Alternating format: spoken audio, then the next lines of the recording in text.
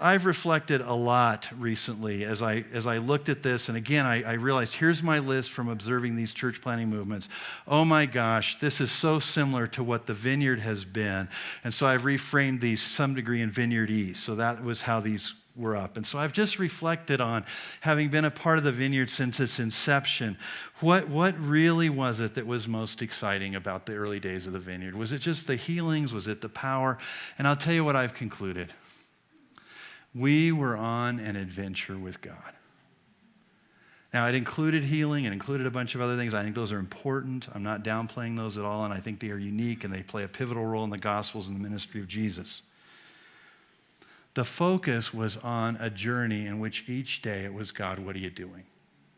And how do I join that? And then there was the sharing together. And I remember sitting at the early Vineyard conferences, and sometimes it seemed like it used to frustrate me to no end because the list was always longer for what we didn't know. But you don't get to what you know if you don't get past what you don't know. This didn't work. This is not working. What then will work?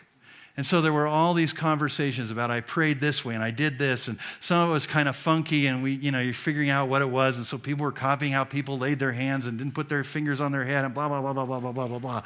And so there was a lot of kind of funny stuff. That was just immaturity. But we were on an adventure with Jesus in which God was at work and we were part of it. And that's what I've seen in every one of these movements. They were wonderful to be around. And one of the serendipitous things that came out of it is I have a whole slew of new friends. Because I found people that have the heart, at least that I want to have. I want to have that adventure. Ralph Moore is 70 years old and he's planting a church again. He's a couple years into it. He goes, all of my friends, they've retired. He goes, I just can't quit doing this. He stayed on the adventure.